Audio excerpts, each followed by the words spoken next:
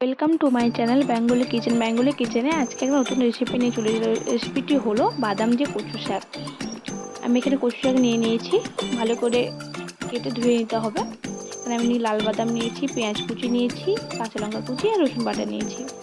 এখানে কড়াইতে কচু শাকগুলো দিয়ে দেবো, পরিমাণ মতো জল দিয়ে দিতে হবে।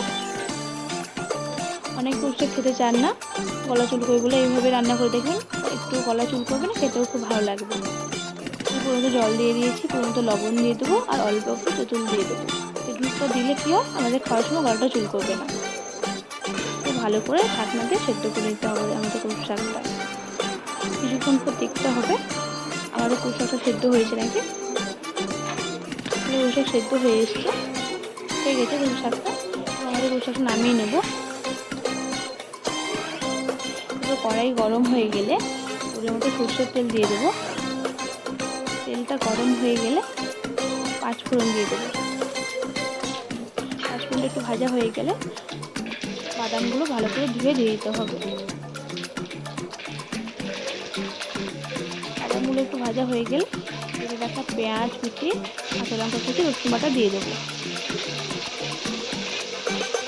দিয়ে ভালো করে মশলাগুলো ভেজে নেব। ভালো করে ভাজতে মশলাগুলো রসুনের গন্ধ যাওয়া ভালো করে ভেজে নিতে হবে। এই বাড়িতে রান্না করে দেখুন, খুবই ভালো লাগবে খেতে, গলাও চুল করবে না আর গরম ভাতের সময় খুব দারুণ লাগবে খেতে।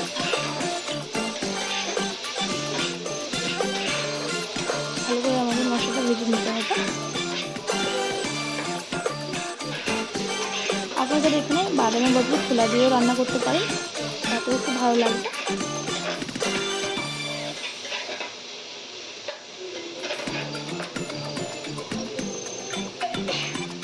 তো মশলাগুলো ভালো করে ভাজা হয়ে গেলে পরিমাণ মতো হলুদ গুঁড়ো দিয়ে দেবো আর পরিমাণ মতো জিরে গুঁড়ো আর ধনে গুঁড়ো দিয়ে দেবো।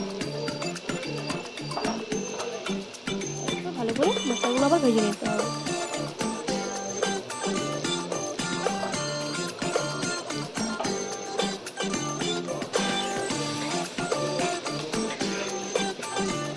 ভালো করে সব মশলাগুলো ভেজে নেব।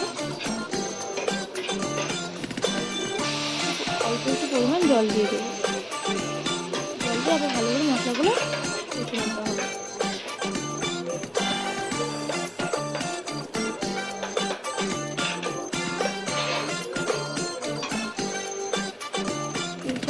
ভালো করে মশলাগুলো কষে নিতে হবে।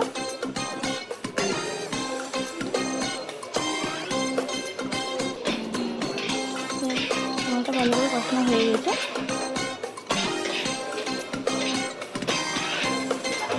আপনারা চাইলে এখানে কাঁচা লঙ্কার বদলে গুঁড়ো লঙ্কা দিয়ে, শুকনো লঙ্কা দিয়ে রান্না করতে পারেন।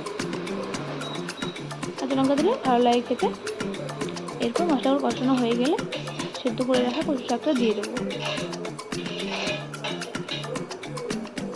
এই রান্না করতে বেশিক্ষণ সময় লাগে না, তাড়াতাড়ি হয়ে যায়, যেহেতু আমাদের কচু শাক আগে থেকে সেদ্ধ হয়ে থাকে। এরপর মশলার সঙ্গে কচু শাকটা ভালো করে মিশিয়ে নেব। ভালো করে ভেজে নিতে হবে।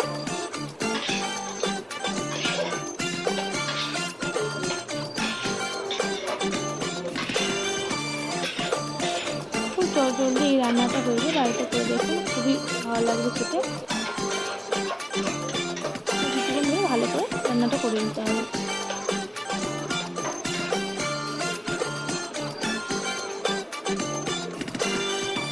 আমাদের এভাবে কিছুক্ষণ ধরে রান্নাটা করে নিতে হবে, এতক্ষণ না ভালো করে লাল লাল হয়ে আসছে কচু শাকটা। পরিমাণ মতো স্বাদ মতো মিষ্টি, স্বাদ মতো লবণ দিয়ে দিতে হবে।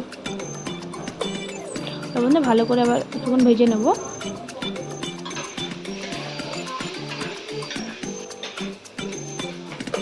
কচু শাকটা এভাবে ভাজা ভাজা করলে খুবই ভালো লাগে খেতে। লাল লাল করে ভালো করে ভেজে নিতে হবে। আমাদের এই রেসিপি রেডি হয়ে গেছে, নামিয়ে নেব। আমাদের রেসিপি কেমন লাগলো অবশ্যই কমেন্ট করে জানাবেন। যদি ভালো লাগে থাকে অবশ্যই লাইক অ্যান্ড সাবস্ক্রাইব করে দেবেন।